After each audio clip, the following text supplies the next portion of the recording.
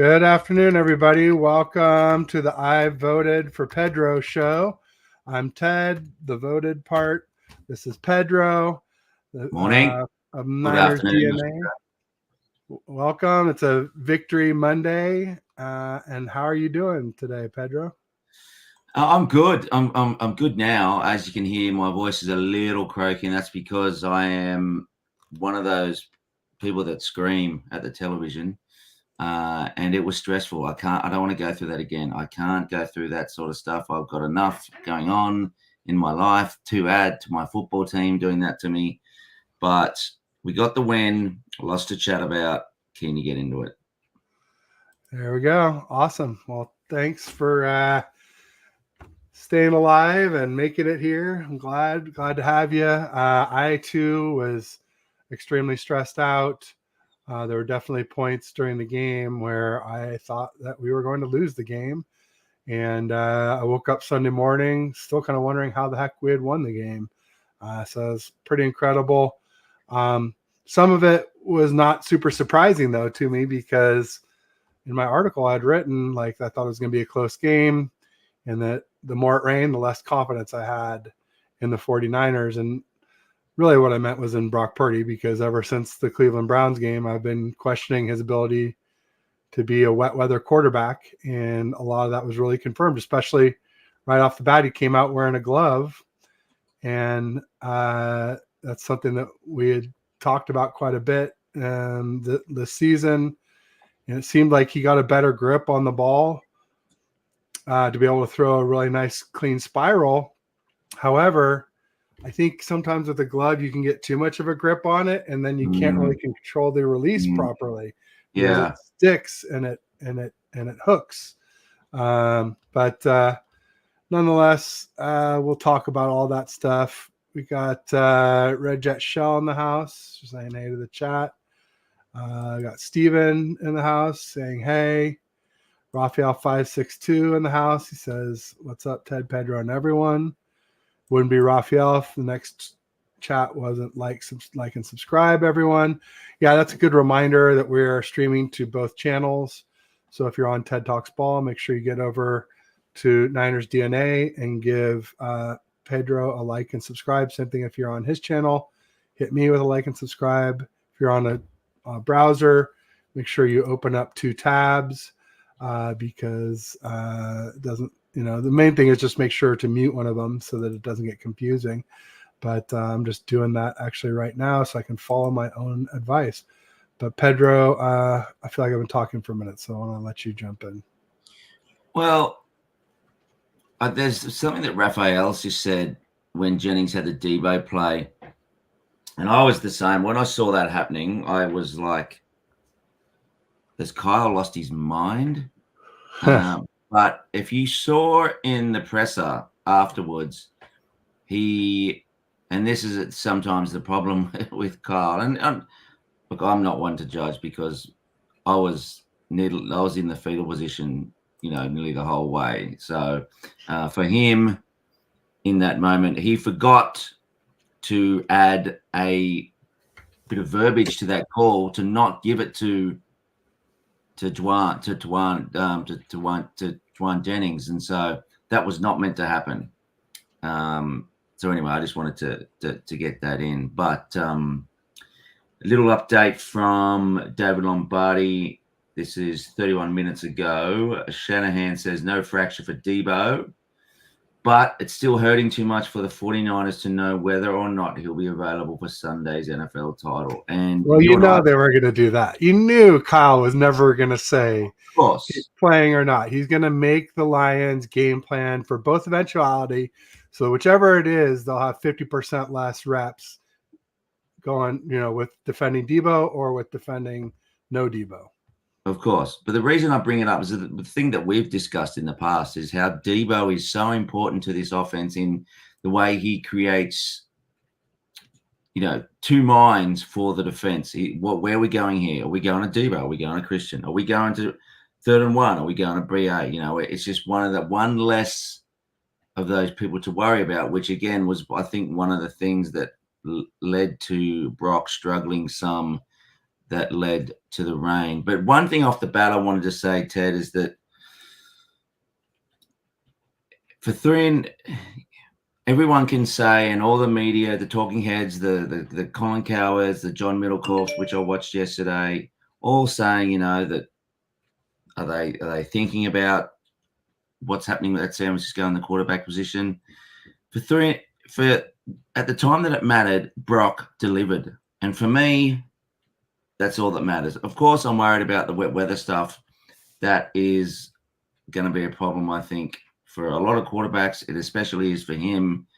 But he stepped up when it mattered. And that really, for me, showed a lot of maturity. I think it was great for him. It was great for us to win from behind. He was clutch when it mattered. And that is what I look for in a championship quarterback. What's your thoughts? Because I know you've got some things to say on that.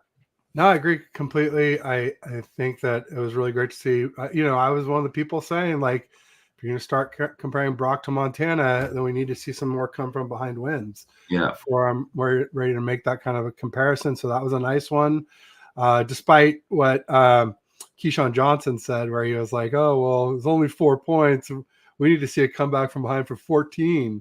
Or whatever he said, some kind of baloney, malarkey nonsense. But no, it was a big come from behind win for Brock, for Kyle, for the whole team. People saying that the best team didn't win. I disagree. The Packers were the best team in the first half, and the Niners were the best team in the second half. And when it counted at the end, and our defense, the 2 interceptions were huge. Now, granted, Purdy threw some interceptable balls that weren't caught. That's true.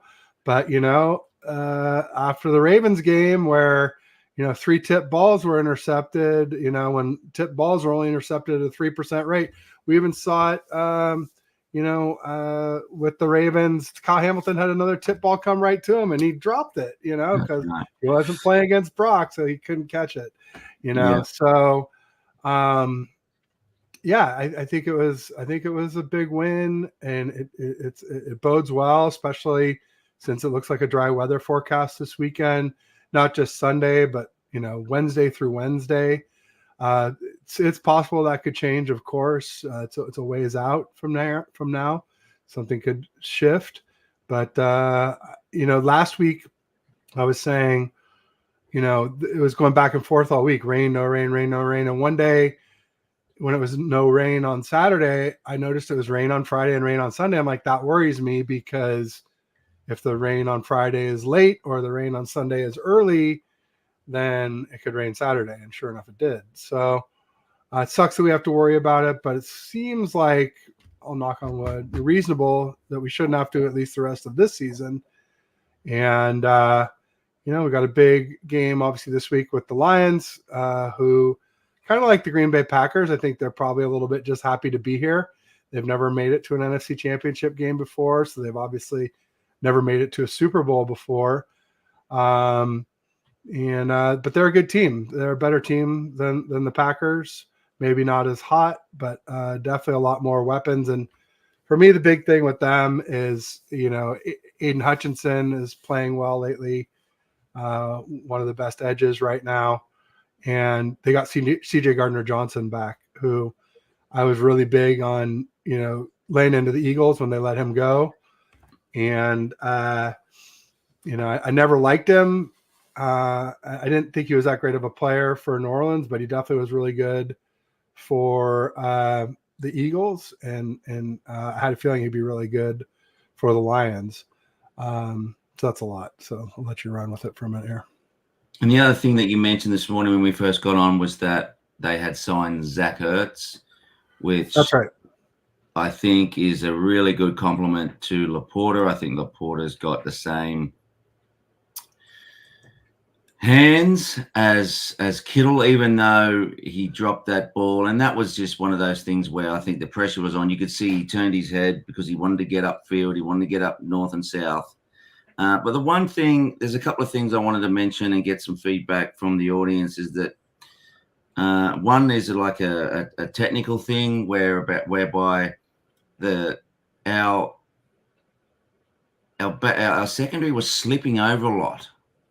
and I didn't see the Packers do it much. I saw Aaron Jones take a run, and he slipped once. But our home field, I thought we'd be prepared with cleats that don't, you go out with cleats that handle the rain. Ward fell over, Gibson fell over, which led to some big gouging plays. And then the other thing I wanted to mention was our number 26 run defense doesn't bode well for the run game that Detroit has. So I guess the more pertinent thing to discuss, if anyone wants to chat to mention the cleat stuff, but I think with you and I, Ted, the more pertinent things to discuss, I think, is our run defense getting gouged up the middle. Is it Wilkes? Is it Kinlaw? What is happening with that run D?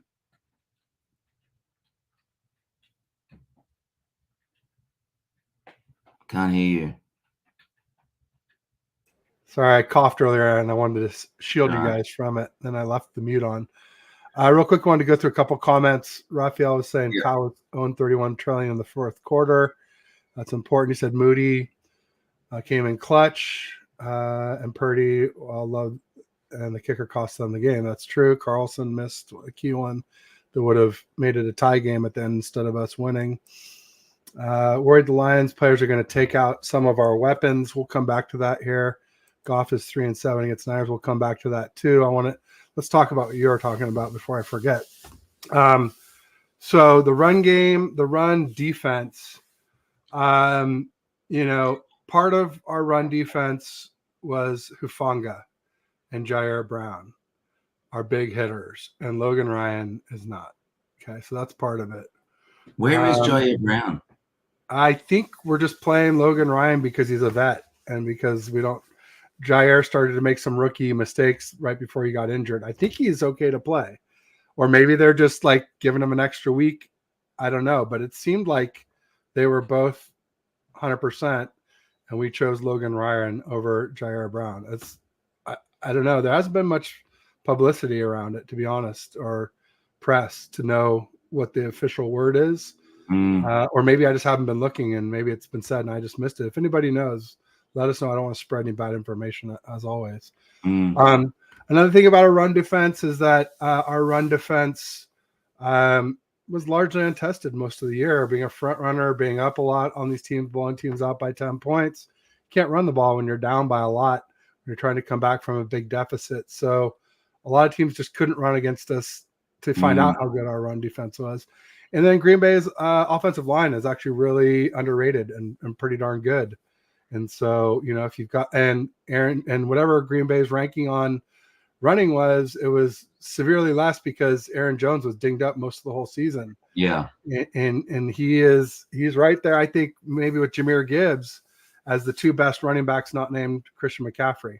So we get to play him in back-to-back weeks, unfortunately. So, and then, we go through and if we make it through there, we might see Isaiah Pacheco, who's a really good running back for the Chiefs. But anyway, bottom line is those are my answers. And then, yes, the slipping. So here's the deal. They always come out, not always, but a lot of times they'll come out with the shorter cleats because you're faster with shorter cleats on. And if you are wearing cleats are longer than they need to be and the other team isn't, they'll that could be just what they need to get by you and beat you deep on these or just deep short wherever across the field, that they could just get separation from you because you're wearing these long cleats. You get better traction, but they slow you down. So then later in the game we did switch to the longer cleats. That doesn't explain why Gibson fell down on that one TD, unless maybe everyone changed but him. Maybe that's possible, but or just he got juked bad enough that it didn't matter how long his cleats were, he was going to fall down. I don't know, but it looked like he slipped. It didn't look like it was. I don't know. Anyway, bottom line is, I will say that at least one of the Packers creators that I had on last week mentioned that they thought that Matt LaFleur would be able to pick on Gibson because he had done so when Gibson was a Chicago Bear. Not that the Bears defense back then was as good as ours, but he thought he just sort of had Gibson's number, and maybe that's kind of what happened there. I don't know, because there was another play too where I think Gibson, maybe didn't look like we've seen him look all season. Yeah, and I was correct. thinking, oh man, I was kind of wishing I'd put that in my article because I didn't put that part in my article. Yeah. But anyway, that's some reasons of why the defense, maybe run defense, didn't look as good. And also one of them was just like one big run play, that one big 50-yard run play. Other than that, I don't think that Aaron Jones breaks 100 yards otherwise. No, you're right. In fact, I don't know that he did. Was he like 98 yards anyway? I think he was. So he had a good game. He had a good game, but CMC had, I guess it was CMC had 98 run yards. Aaron Jones had like 108 or something. Yeah. But Jones had no TDs and CMC had 2. That was the big difference with the TD. Yeah. Yeah. And then did you want to say something? Just real quick, Goff is 3-7 against the Niners. That's with the Rams, so it's a little bit different. And before he got his confidence, so I still think we have an advantage on Goff, but maybe not as much as 3-7 looks like. And then this one, I definitely wanted to address. He said, "I'm worried the Niner players are going to take out some of our weapons." But you go first. You had something on your mind, and then let's come back to this. The coaching, MLF. Really, I thought outcoached Kyle for a good part of that game. I think, except for going for it on 4th down. Except for going for it. I don't know why he doesn't get lower. He's big enough to get lower, whereas Purdy does it perfectly. He just gets under them all. Yeah. Well, Purdy's 6'1.5", and Jordan Love's what, like 6'4", 6'5". Yeah. It makes it tougher to get lower when you're taller. But you know and also Purdy has a much lower center of gravity for his height. He's got really big thighs. Remember they called him Baby Bosa. And Jordan Love's kind of tall and lanky. So it's not just the overall height. It's also the distribution of weight, the center of gravity.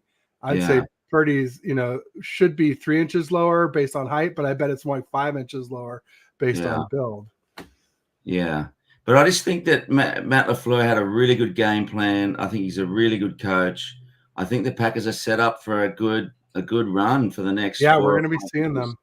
Yeah, we're going to be seeing them. The other thing I would say too about Jordan Love and sneaking, how many times has he sneaked? Yeah, not many times. Yeah, so if you haven't done it much, because Purdy didn't look that good at it. He was fairly successful, but it didn't look good when he was first starting. Now it looks a lot better when he's sneaking. So that's part of it too. Is just reps, just like anything, right? Yeah. Okay, that's all I wanted to mention about Matt LaFleur. So what's the? I'm worried about Lions players are going to take out some of our weapons. I saw this a lot in the Rams game. I saw them headhunting Puka, Kyron, Stafford. They all went helmet to helmet on those 3 guys. And then they obviously took out Higbee's ACL the same way they took out Hawkinson's ACL. Same guy, too. Same free safety for them. His name is always escapes me. Kirby Joseph. Took out Hawkinson's ACL, and within a few weeks, he took out Higbee's ACL. And then on the controversial non-call DPI against Puka at the end of the game, the second guy in went for Puka's head too. Yeah. So I'm definitely worried that the Lions are going to come for our guys' heads. I mean, Jair did it to Debo in our game. Exactly. Helmet to helmet, uncalled. Yeah, uncalled. Then the Lions, I only saw it once in the Bucks game, although I haven't finished watching the Bucks game. I was behind on the Bucks game, watching it, no commercials, and just shooting through as fast as I could. Yeah. And when it got to be 14-0 with 7 minutes left, I switched over to the Chiefs and Bills. So I haven't seen the end last 7 minutes, and I'll see if there's any more there. But I definitely noticed they did it once to the Bucks running back, White. Devin White? Not Devin, that's their linebacker. Sorry. I know who you mean, yeah. Yeah. Rashid White. Something similar like that. Anyway, bottom line is, and like someone went helmet to helmet on him, and his helmet hit the artificial turf, which is very hard and unforgiving. And they said, oh, wow, that's a big hit he just took. And I was like, yeah, it was a big illegal hit, but anyway, bottom line is I do have some concerns about the Lions being a little bit dirty. This whole biting kneecaps, been saying, I think they're taking it to heart, and definitely tearing ACLs at the very least. So that's a concern for sure. Yeah. And then what was,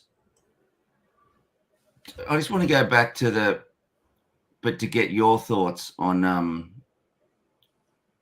Kyle Shanahan's, just the way he handled the game.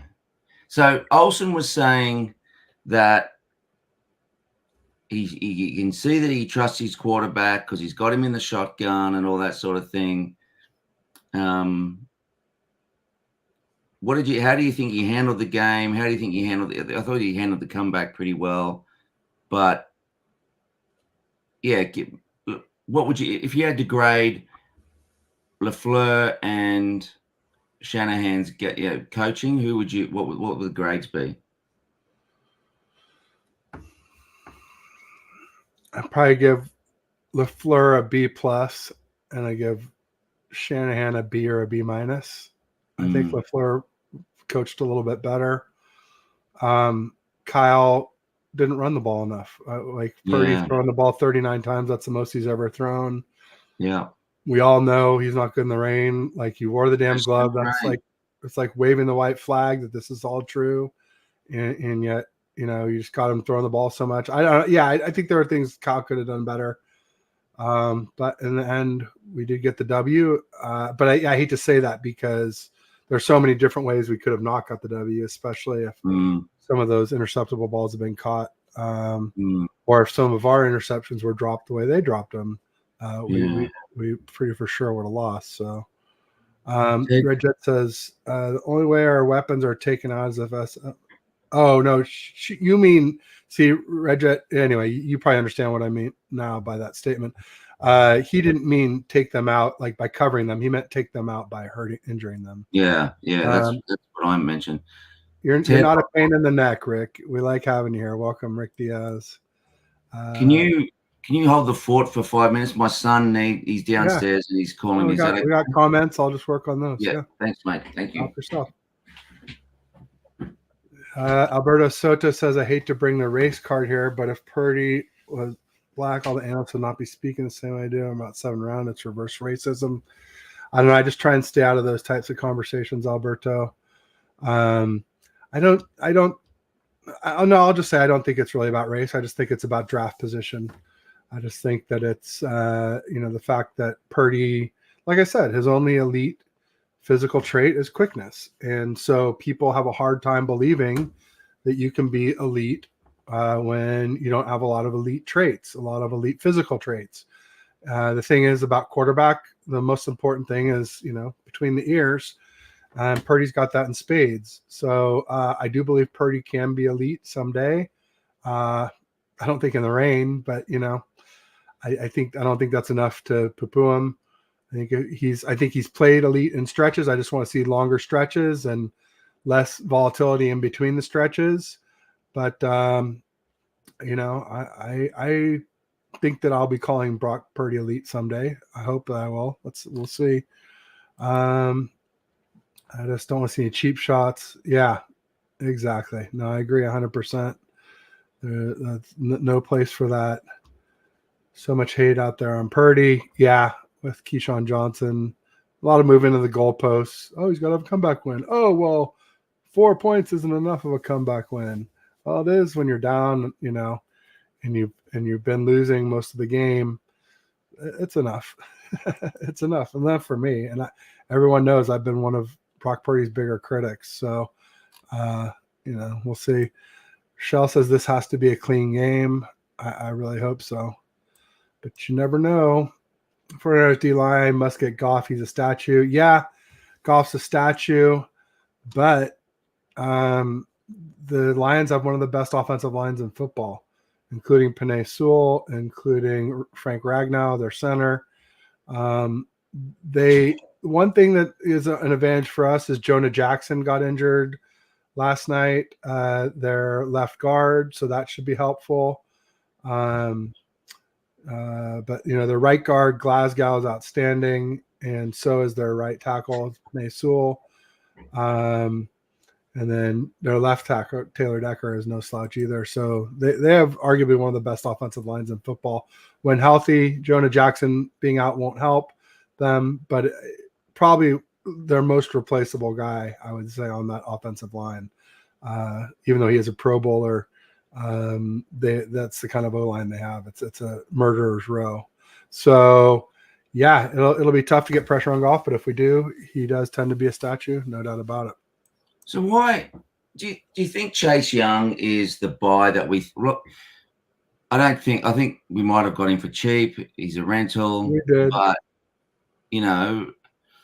is he doing what we need him to do? He missed. There was a run that it was in the first drive that the Packers did where it didn't even look like he attempted to tackle him. He tried to sort of knock him over. It wasn't and if he had tackled him, he wouldn't have got that. It wouldn't have been a third and short. So yeah, I don't know why we're just not getting to the quarterback. And I commented on one of Rich Madrid's tweets, that yeah, of course that Bosa's going to get chipped and all that sort of thing, but that's no different to any other year. We're just not getting home at all. Yeah, no, Bosa's struggled from the holdout. He just hasn't gotten back up to speed. There's a reason why they have OTAs in camp and preseason, and even the best players need it. So Bosa, and then Hargrave and Armstead are kind of like half tackles. Hargrave's a great pass rusher, and Armstead's great against the run, but neither one's great at the other. And yeah, Chase Young, he's a little overrated from that draft position. He's still coming back from that ACL some, and even when he is back, he was never Bosa. I don't think he was ever going to be Bosa, and now he may never be a step below Bosa. So, he was a great deal, a lot of upside potentially. We haven't seen it since he's been here. He's helped out a little bit here and there, and that's sort of what I expected. So, hopefully, I don't know. I don't think he's going to get any kind of big contract anywhere else. I'll tell you that much. I don't think anybody's that impressed with him. Has anyone seen the snap breakdown of what he will? Because I saw him play a lot of snaps. You saw Chase Young. I mean, Bosa, I think, played every snap. Yeah, and I think Chase Young probably played at least 80%. Probably. Well, because Cleveland Farrell is out. Yeah. Well, there you go. Okay. Yeah. Okay. So it's just Randy Gregory and Chase Young. And yeah, I mean, we're a little thin. I mean, I saw we called up Barnett. And so, he was good in camp, but he's kind of a practice squad guy. Or Barrett, Alex Barrett. Not Barnett. Yeah. And, he looked good in camp, but, we're definitely thin on the edges without Cleveland Farrell. Yeah. Who was that? Didn't we get another guy, Randy Gregory? What's happening with Randy Gregory? He's the one who got in the fight. He got the offsetting penalties with the offensive lineman after Lenore hit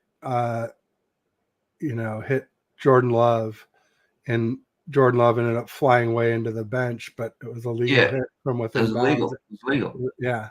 So an O lineman came over and got in Randy Gregory's face, and Randy Gregory, like the O lineman pushed Randy Gregory, and then Randy Gregory should have just kept his yap shut and walked away, and we would have got a penalty on it. But instead, he pushed back, and so it's offsetting and gave them the down over. So, but yeah, I don't remember him seeing do anything good besides, and that was definitely not good, right? That was more bad than good. Yeah. I don't remember him do a thing as far as stopping any runs or getting any pressures or anything like that. I mean, we didn't get a lot of pressure. It was the Packers O line's really good. They have a solid O line. This is a good comment from Raphael. They're going to go for a fourth down. I reckon they're going to be a 4-down team. I reckon from their own 40. Yeah, I mean, Dan Campbell goes for it on fourth more than any other coach, so that's a good bet. Except for that they don't play our defense all season long, so he might be a little more conservative against the 49ers than usual, but still he will go for it a lot, more than what we're used to seeing for sure. Real quick, Shell said, those haters, if we go to the Super Bowl, better not show up to the parade, saying I've always loved Purdy. There you go. You get him, Shell. I did say all along I really liked Purdy. I did. Even when I was saying he was mid, I said I really liked him. You don't have to hate one to like the other. I just like Trey Lance better, but that ship has sailed, and I haven't rooted for him since he's been a Cowboy. So let's see here. Roberto was saying he won't play Sunday. I'm not sure who he was talking about. I guess he means Devo. Devo. Figured. Matt Leinart appreciates Purdy, but at least 90% of the media hate him. Kurt Warner likes Purdy as well. Kurt Warner likes him. I think Kurt can relate because he had elite weapons with Falk and Isaac Bruce and Torrey Holt and those are the big three. Did they have a tight end? I didn't. It was like three receivers. It was Isaac Bruce, Torrey Holt, and someone else. There was a third receiver I'm blanking on. There's another guy on the ESPN panel that likes him as well. Broussard. I think he's Broussard's always arguing against Nick Wright. Oh, I wonder what Nick Wright's been saying today. Have you heard what? I took my son to school and picked him up, and I was promoting the earlier show and this show and getting him set up today. And I woke up late, and I haven't seen a thing today. So, who are we playing in the Super Bowl if we win? Revenge, either way, Chiefs or Ravens. Revenge either way. That's right. That's what I named the show. I called it. We should actually run for a first game. One win away from revenge. I should have said a chance for revenge, but whatever. It's fine. If I was being super accurate with it, but he's got the speed to do it, Raphael. He's got the speed. He did it that one game and got called back because of the penalty. Right. That was a bummer. Or offsetting penalties. That was the worst. Yeah. Part. Raphael wants trick players, some jet sweeps. Well, if Debo's there, we'll get the jet sweeps. If not, probably not. Maybe we'll see Ray. I don't know. What the hell's happened to our pass rush? Yeah, I agree, James. Lines. And it was probably a little overrated to begin with. The rain made Brock play like Jimmy G. Ooh, ouchie. Jimmy was pretty bad in the rain, though, Mr. Joe. I mean, I don't know if you remember, but Commanders game, we beat them 9-0 on 3 field goals. Colts game, Jimmy had like an interception and 2 lost fumbles, or 2 interceptions and 3 turnovers, one way or the other, 1 and 2, however it played out. Yeah. I don't know. I wouldn't quite say Jimmy G, especially no. Yeah, although Jimmy G did have some comeback wins in 2019, so that's some big ones. Rams, Saints. Yeah. Thanks to George Kittle. There are a few. I think there was at least 4 that season. Cards, maybe it was the Cards twice, which that doesn't count as much, but it counts. It all counts, I guess. Devo plays are going to hit him hard and hope to use him as a decoy. Hope they use him as a decoy. I don't think Kyle will use Devo as a decoy, but I guess he did in the Giants game, so maybe he will again. I don't know. I just don't think the shoulder's bad enough to do that. I think if Devo's playing, I think he's going to get the ball a lot. I think Kyle's pent up from last game, and probably hopefully wanting to give CMC a little breather. Yeah. Not completely, but as much as Is possible. there a little contusion on his thigh there or something, or? Yeah, we saw that during the game. They were massaging it. Might have just been, a little pull or something. Or a little bruise. He didn't look like he was wearing thigh pads, which is a mistake, but I don't understand why guys don't wear thigh pads. It's like, I mean, again, I guess it's just, it slows you down that slightest bit, but man, you get a helmet to your thigh, that's going to slow you down a lot. This is a game where Mitchell or Mason get some carries. Maybe Mitchell, but not Mason, bro. We're not going to see Mason barring an injury to CMC and or Mitchell. So you just forget about Mason, unfortunately.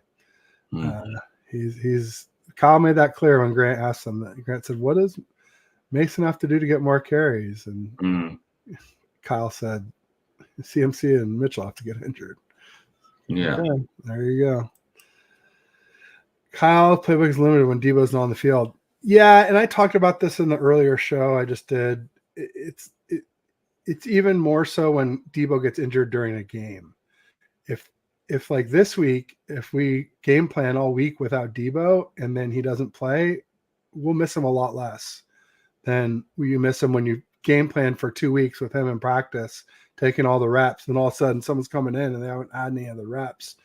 It hurts a lot more in game. So I think Kyle will do better this week without Debo if Debo doesn't play than we did against the Packers. Not to mention the fact that I think obviously Brock will play better if it's dry. Yeah. And I named my show Rust or Rest, Chicken or the Egg. My opinion is we were rusty. Absolutely. You've got to play football. You've got to play. It's a game of timing. It's a game of inches. You've got, you saw that Brock's passes were uncharacteristically late, low, or wide. And that could be part of the rain, the rain affected ball, but even some of them, like he short hopped the ball to CMC, and well, and you can tell because they won the first half and we won the second half. Yeah, exactly. It's like I said in the game, like I thought that towards the end of the game that our superior firepower would show through. And that's what you expect. And last week or the last few weeks, I've been saying, I don't know if you've heard it, Pedro, but I've been sort of saying like the whole rest versus rust. I don't like that saying anymore because you get the rust from the rest. So it's really rest versus injuries. It's rest versus injuries. And I had used the Lions as a cautionary tale because they played their starters in week 18 and then they got Laporta injured, but luckily for them, he wasn't injured badly enough to miss the Rams game. And I had picked the Rams based on Laporta being out. And I found out that day that he was going to play, and I didn't change my pick back to the Lions, which I should have. But nonetheless, there you go. It's kind of interesting rest. But yeah, I think we were definitely rusty. We were rusty. The Packers were hot. Jordan Love is a very good quarterback. To do what he's doing, do what he did there with the weapons that he had, mostly first and second year weapons. It's outstanding. Now, part of it is he has a better O-line. And so that's going to make the quarterback and the weapons look better. Same thing with the Lions. Their better O-line is going to make Goff and Amon-Ra St. Brown and Laporta and Gibbs look better than they are. Whereas our offensive line, because it's not very good, it's sort of middle of the pack, maybe a little better than that, maybe closer to top 10. Nah, I think it's middle of the pack. It's going to make all of our guys look worse than they are. So hopefully Kyle will eventually invest in offensive line. Maybe that first round pick that we get back will finally go for a tackle. Because Trent Williams came out last week and said he was going to play next year for sure. Boy, he didn't look like it during the game. I'll tell you right now. He looked like, why did I say that?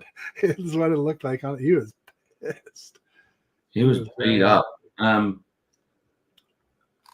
is one of the things that I was at my friend's place. It's a really good setup. He's got like a little home cinema, and it's all locked up from the rest of the house, so you can't hear us screaming. And that was one of the things I was yelling out. Why doesn't Shanahan invest in an offensive line? Why doesn't he? It's been his MO the whole time. McKivitz is a turnstile. It's just the one part of the I know that we're probably playing Trent a truckload, and that limits our cash to be able to go and buy some. And I know that, and they're a bit of it. They're not dime a dozen out there, are they? It's hard to find a good. It is. You got to invest and keep investing, and you gotta hit on some cheaper guys too. You can't use all your top picks on them either. So it's tough, no doubt. But yeah, we need to invest more. It's interesting because the Packer or the Lions guy that I had on before the show was asking what are our weaknesses, and I basically said Ambry Thomas, Logan Ryan, our D line in general is a weakness compared to what we thought it would be. Feliciano's been a great surprise, but if Burford's back in there, that's a weakness. McKivitz is a weakness, and I also mentioned Purdy's poise as a weakness because we love it, and it's something that's great about him. Again, he's great between the ears. That's one of the things, but his ability to keep his eye downfield and not get flustered by pass rush. But sometimes you need to get flustered by pass rush to protect yourself. And it happened again against the Packers where somebody came unblocked off that right edge and could have really smeared him. And we're lucky that he didn't. I mean, he did. He hit him, but it was a clean hit, and Purdy was okay. But it's just like anytime I see somebody coming clean off the right edge, I'm like, oh, here we go again. And it makes me feel like we haven't learned our lesson yet. You can see Goff doing a little bit of flag hunting, can't you, on Ambry with some go balls. I think everybody should at this point. Yeah. Now, part of it was Ambry's coming off of a hand surgery, so yeah. I think he'll be a little bit better this week with more practice, and just maybe it looked like it was taped, or not a club, but it didn't look like he had 5 fingers fully, free. So it looked like a couple of them might have been taped together, or his hand just didn't look quite right. So maybe another week will help with that. But he sure was burnt toast on Saturday. I mean, there was like 3 giant plays. Oh my God. It was killing me. Yeah. Every time that we needed. I mean, that's another area we've been clamoring for investment is cornerback. That's right. And we just won't do it. So, well, we got Shabari. Well, I mean, we did. We got Mooney Ward as a free agent. That was big, and he's played well. He had a big pass breakup in the end zone. The man Lenore is the one who's been lights out in the playoffs. I don't know if you saw Coach Yak posted. Someone else probably posted it too, but Coach Yak posted it up, and it was pretty incredible. I think he has like a 14 passer rating when targeted. And here we go. Diamador Lenore has a 19.6 passer rating when targeted during his postseason career. So if the quarterback just throws the ball away, I think they get pretty close to a 40 passer rating just for throwing the ball away. So Diamador Lenore. Demo's playing. He's playing nickel corner, isn't he? Well, I think he plays boundary in the base package. Yeah. And we have 3 linebackers on the field, and then when we go to nickel, he moves to nickel, and then we put Ambry in at that boundary, and that's when the fun begins. Yeah. Yeah. I just wonder if Red Jet. Look, we're 7-point favorites, right? Against, which is a full touchdown. Red Jet seems to think we got a big roadblock on Sunday, which I don't necessarily disagree. It's not going to be every playoff game is a hard game. Any NFL game is a hard game. Yeah, I know the Lions are a really good team, and anyone saying that we're going to blow them out, just like last week, people saying we're going to blow out Green Bay, I disagree. I think it's going to be a good game. I was saying earlier, I thought 7 points was too much for us to be favored by 7. Yeah. But part of that's probably on the assumption that Debo's back. I still think even with Debo, I'd say more like 6 or 5, and then with no Debo, I'd say like 3 or 2. I think we should be favored almost no matter what, unless some other crazy news comes out this week. But Devo in or out would affect the number of points for me.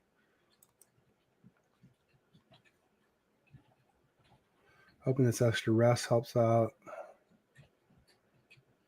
Yeah, I think being at Levi's is going to be a big advantage for us. Yeah, they're definitely used to playing in the dome. I think their O linemen won't get as good a traction. no. I think it'll help for sure. Who do you trust more? Defense stopping the Lions from scoring on the last drive, or offense scoring on the last drive of the game? For me, it's the latter. It is for Sunday against the Lions. It is, and if it's dry, if it's wet, then I trust the defense more. But yeah, dry against the Lions D, I think our offense is going to eat, and I think our defense against their offense will be the difference. But I think still think it's going to be really close, and anything can happen in a really close game. Will Thomas get targeted in this game? Yeah, early and often would be my Ben Johnson, the Lions offensive coordinator, is one of the best in the biz. I'm sure he either saw or will see what happened to Ambry Thomas. I don't think that's going to be any mystery there.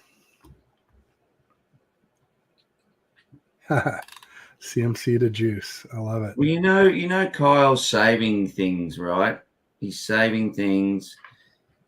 Even he's, I don't know whether he was, because we were coming from behind, because of the wet weather, because of Debo, etc., etc. He was flustered, but it was still not vanilla. But I just got a feeling he's got some stuff put away and ready. I hope so.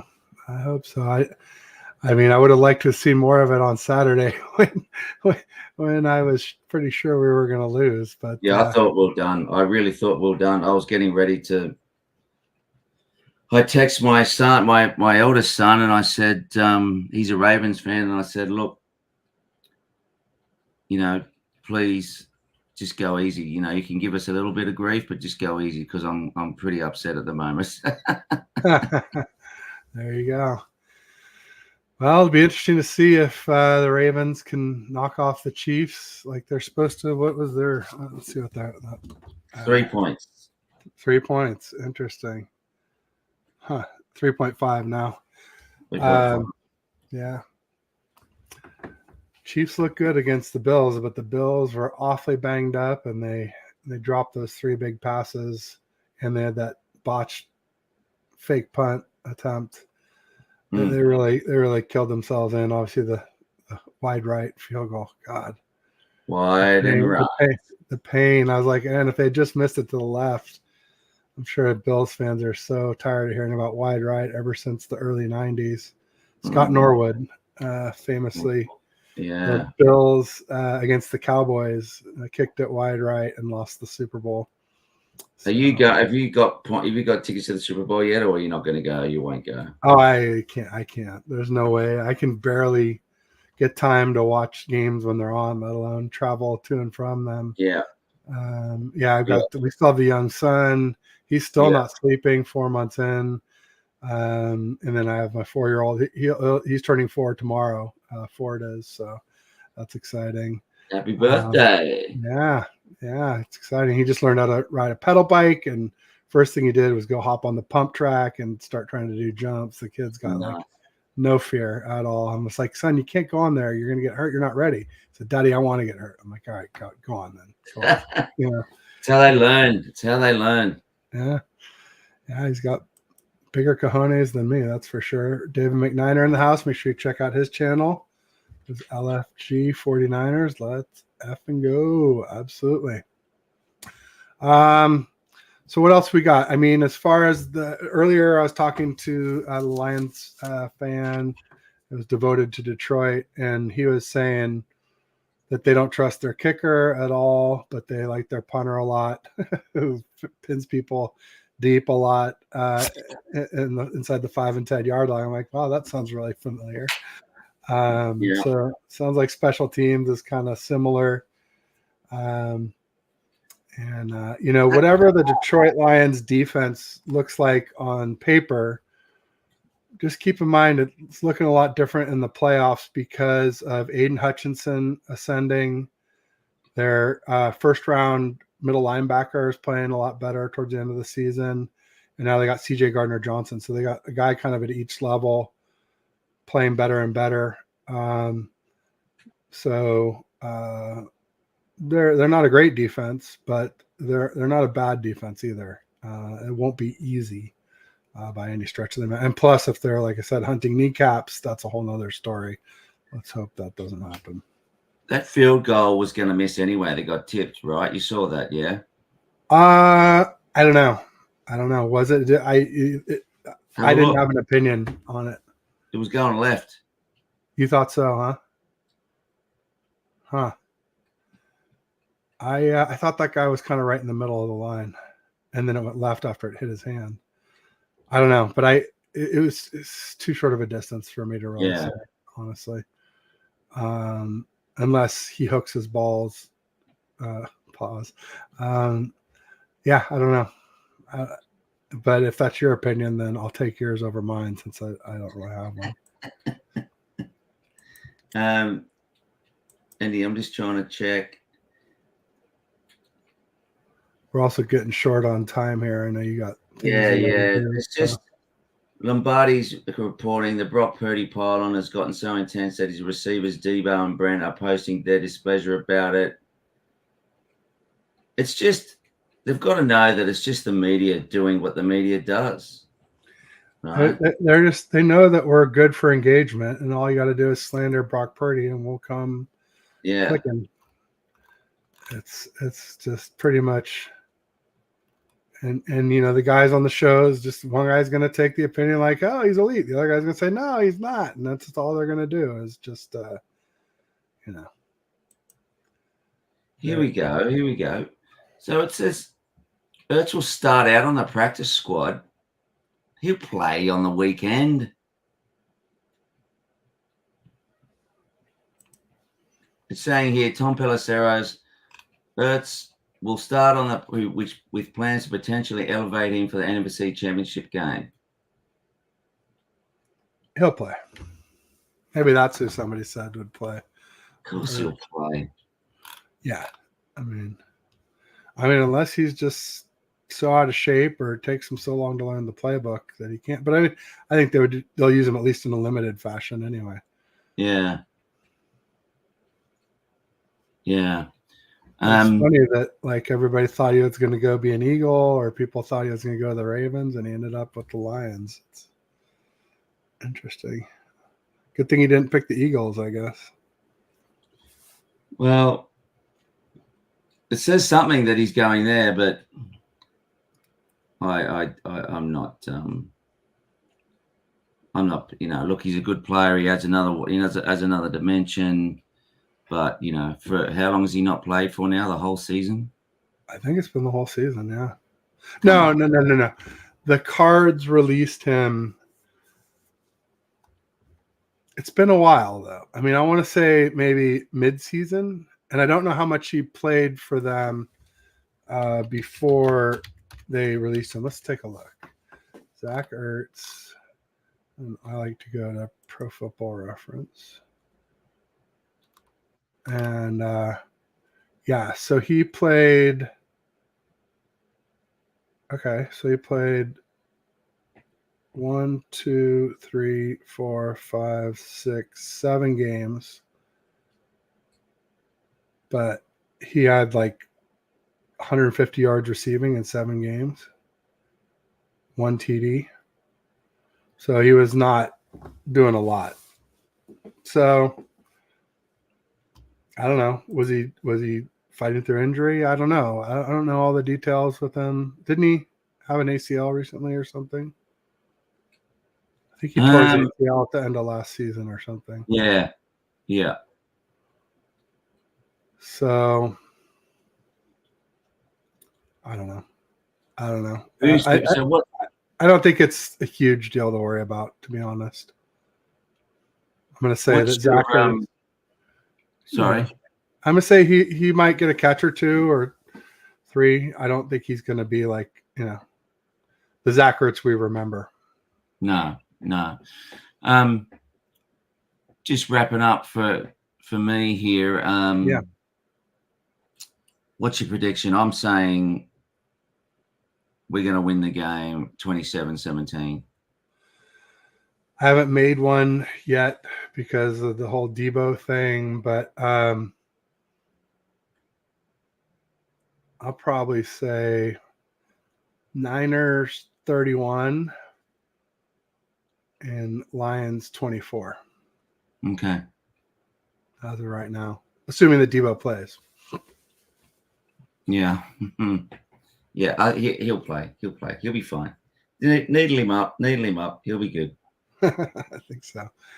Right on, Pedro. Well, thanks for joining me as always. I'll say it's a pleasure. Looking forward to next week when we're chatting about the Super Bowl. There you go. Peace and go Niners. And thanks everybody who joined today.